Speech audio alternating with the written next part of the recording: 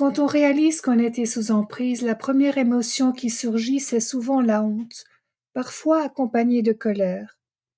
La honte d'avoir cru, la honte d'avoir tant aimé, la honte d'avoir tenu parfois bien trop longtemps. C'est une émotion qui enferme, qui fait taire, parce qu'on se dit comment ai-je pu me laisser piéger? Et cette honte-là, je la connais bien. Je l'ai entendue, ressentie, accompagnée depuis plus de 10 ans chez mes patients, hommes comme femmes. Mais cette honte n'est pas une faute, c'est une trace d'humanité.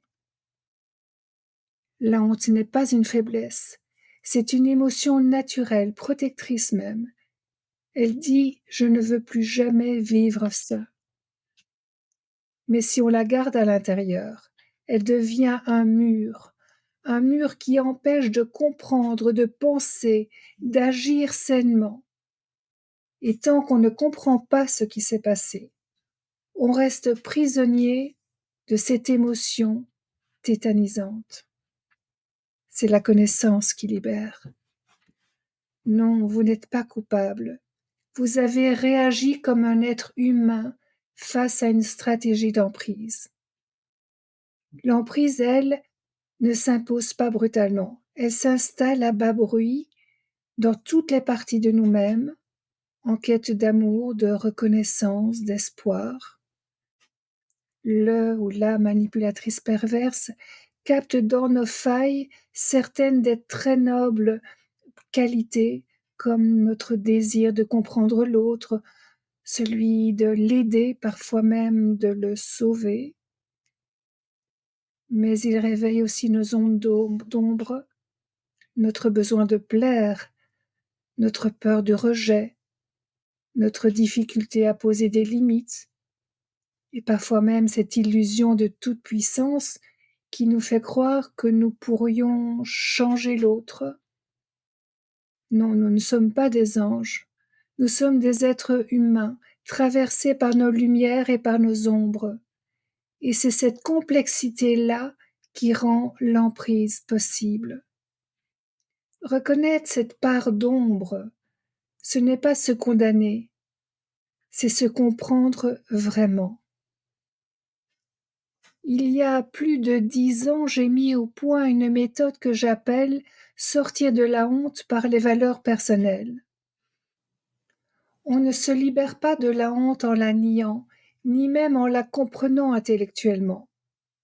On s'en libère en redéfinissant ces repères intérieurs qui peuvent évoluer avec le temps, ces valeurs profondes qui ont toujours guidé notre façon d'aimer, de croire, d'agir. Parce que la honte détruit l'image que l'on a de soi.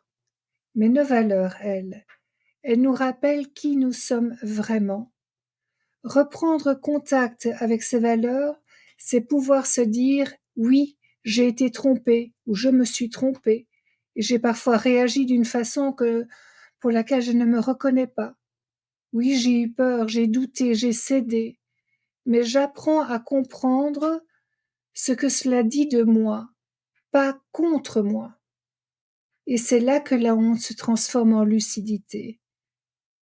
La victime redevient le sujet de sa vie et c'est le premier pas vers la liberté. En conclusion, sortir de la honte, c'est se réconcilier avec soi-même. C'est comprendre que ce que le pervers narcissique a détruit, ce n'est pas notre valeur, mais notre perception de soi. Et cela se reconstruit pas à pas en revenant à nos valeurs personnelles, à ce qui nous rend justes et profondément humains. Si ce message résonne en vous, je vous invite à découvrir l'article complet sur mon site. Il s'intitule « Sortir de la honte par les valeurs personnelles ». C'est une méthode que j'ai développée pour vous il y a plus de 10 ans et qui a déjà aidé tant de personnes à retrouver leur dignité et leur force intérieure.